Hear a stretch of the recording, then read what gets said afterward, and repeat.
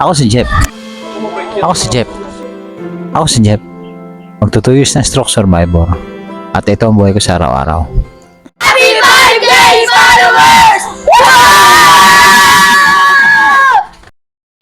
Maraming salamat po. Umabot na tayo ng 5K followers. Tara, samahan niyo ako. Friday, 6:18 ng umaga. Vlog number 51.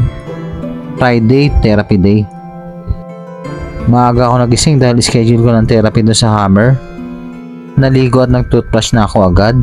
Sabay ni ready ko na yung mahiwaga akong sandals. Kahit basa pa nga yung daan, naglakad na ako. Tinawag ko nga pala yung pinsan ko para videohan ako. Doon nga pala sa pinupuntahan ko ay na yung ginagamitan ng pan-therapy. Yung parang kinukuryente yung kamay at paa mo.